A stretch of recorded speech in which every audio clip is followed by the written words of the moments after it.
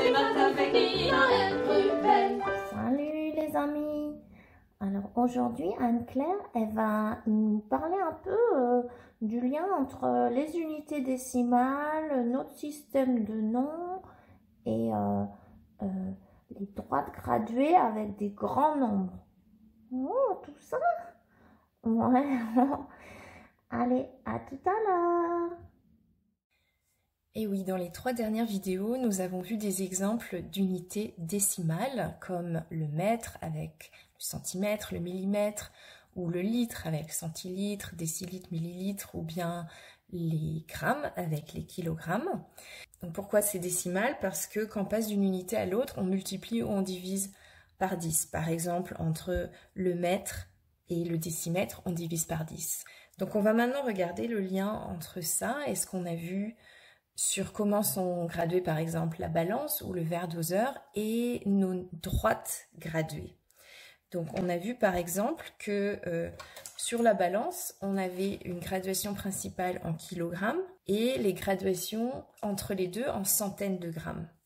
Donc ça revient à une droite comme ça qui va par exemple de 0 à 1000. Le 1000 serait donc le 1 kg.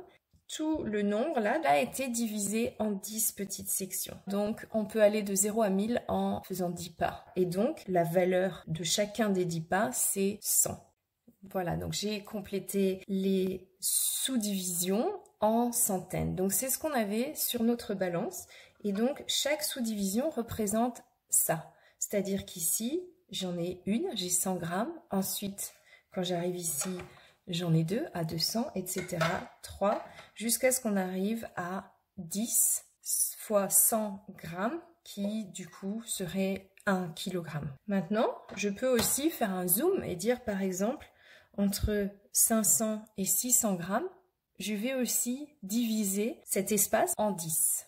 Donc c'est le zoom de cette partie entre 500 et 600 grammes. C'est-à-dire je commence au nombre 500 grammes et en 10 fois, je vais jusqu'à 600. C'est-à-dire à chaque étape, j'ajoute 10 grammes qui est représenté ici par le bâton jaune. Donc j'en ajoute 1, 510, 520, 530, 540, 550, 560, 570, 80, 90. Et évidemment, quand j'arrive à 600, tout ça est équivalent à une centaine. Et donc maintenant, je suis à 600 grammes.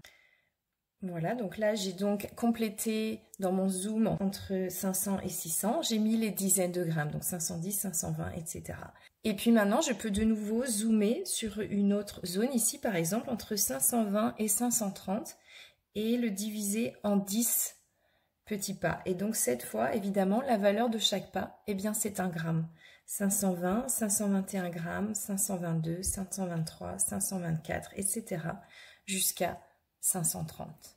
Oh ben moi, je sais pas trop à quoi, mais moi j'ai bien aimé en fait. C'était bien de faire un petit bilan. Moi j'aime bien les petits zooms sur les droites graduées, c'est rigolo.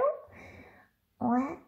Et aussi, tu sais quoi, moi ce que j'ai remarqué, c'est qu'avec les euros et les centimes, ben, c'est décimal aussi. Hein. Tu peux zoomer à 1 euro 100 centimes. Ah oui, c'est vrai ça.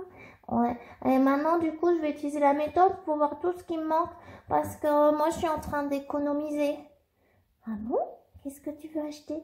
Je veux m'acheter un livre de recettes de cuisine. Ah bon? Ben ouais, parce que maintenant qu'on sait se servir d'une balance et d'un verre doseur, à mon avis, je vais pouvoir mesurer les ingrédients tout seul. Oh, mais c'est super ça. Dis donc, tu me feras goûter, hein? Ben oui, bien sûr. Les maths avec Nina et Ruben.